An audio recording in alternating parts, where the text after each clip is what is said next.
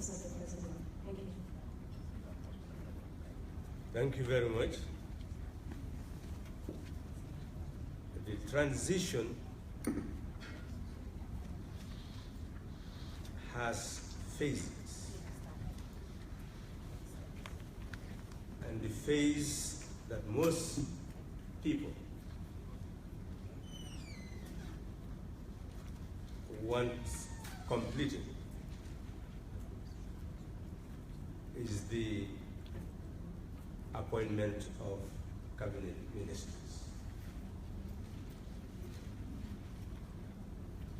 The first phase of appointments dealt with the fundamental basis of forming the coalition, which arose as a collaboration of political parties and one independent political aspirant,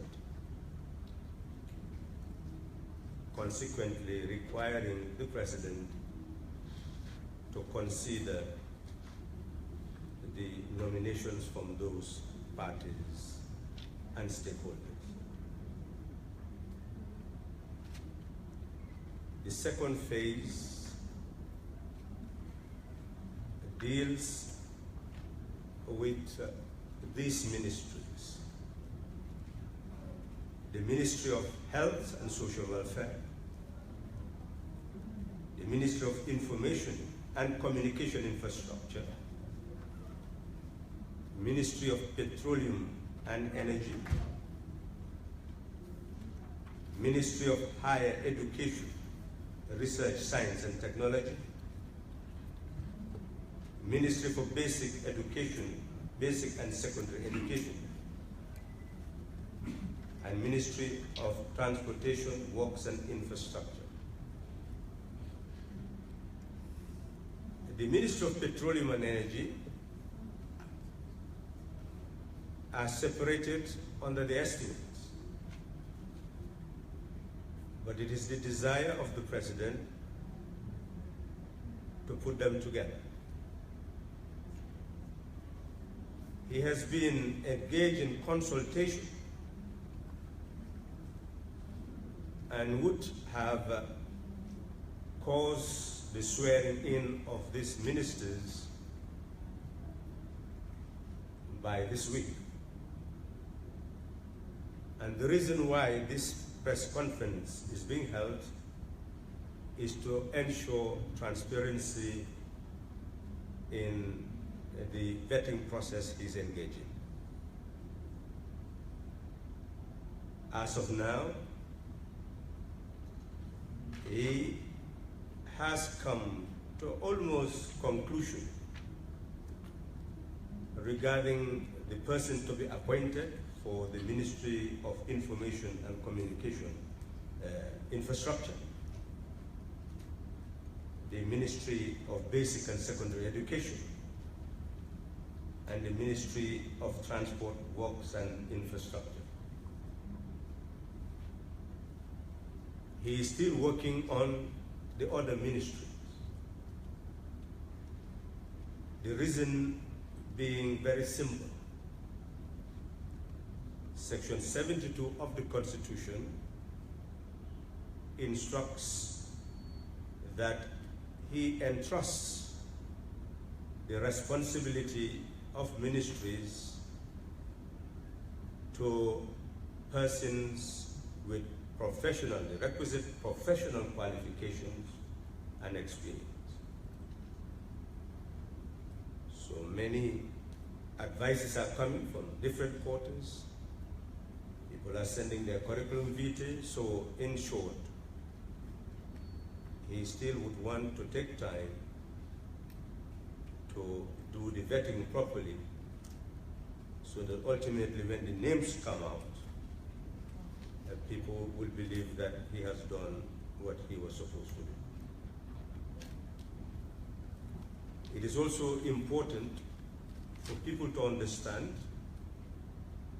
that under Section 76 of the Constitution, executive power is vested in the President. Ministers are advisors of the President. and they are collectively responsible for the advice they give to the President, to the President, as well as responsible for that advice as far as the National Assembly is concerned. The President also has desire to appoint people as special advisors to the President.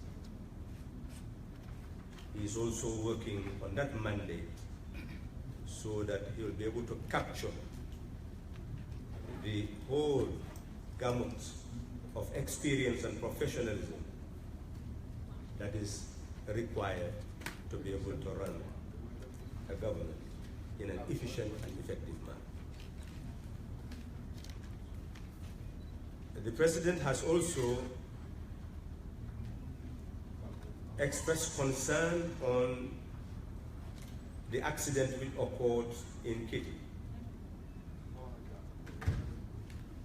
It has a potential for creating social strife.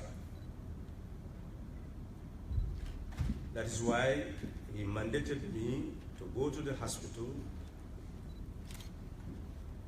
to do fact-finding. Eventually, we have received reports from the Edward Francis Small Teaching Hospital on the 7th of February, and a police report on the 8th. The nature of the accident is understood. The persons involved are currently being treated or have been released from the hospital. But all in all, they combined to be 30 people. And initially, he has committed the government to provide $5,000 to each of the victims so that it will meet their hospital expenses and other expenses as families move up and down to try to take care of their loved ones. Investigation is ongoing, and the person involved who actually was driving the vehicle is from Nyomi, and the family took $11,000 to the hospital, PRO to the hospital, as contribution to the treatment of the victims. So in essence, the National Reconciliation Committee of the coalition has been sent to Kitty Village to speak to the families so that people will truly understand the cause of the accident and prevent any misunderstanding that may bring about civil strife of any sort. The President also has mentioned the desire to begin electoral reform before the National Assembly elections.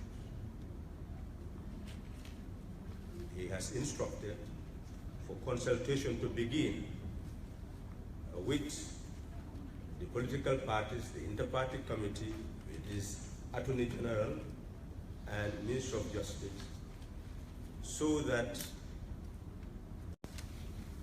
of 20th July 2015, which under Section 43 increased the deposit for presidential aspirants from 10,000 to 500,000,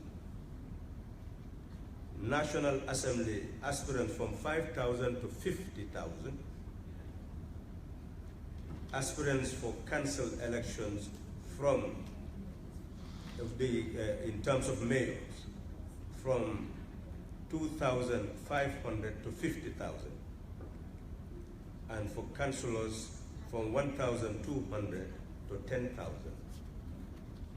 Such a draconian provision would ultimately be subjected to a review by all stakeholders and a bill prepared, submitted to the National Assembly for enactment.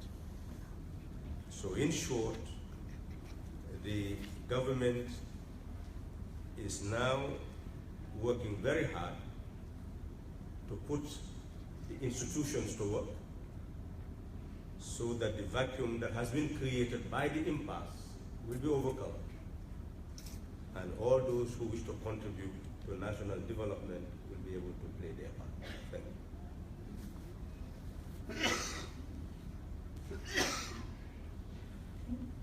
Thank you very much, Honorable Halifa Sallah. We now move to the questions and answers section.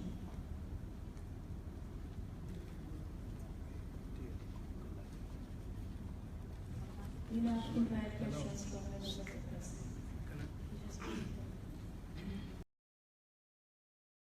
What a lot of work is taking place in terms of vetting and consultation, and he felt obliged to update that consultation is taking place for filling the rest of the course. But in terms of that other dimension, I'm sure he'll be in a better position to address that.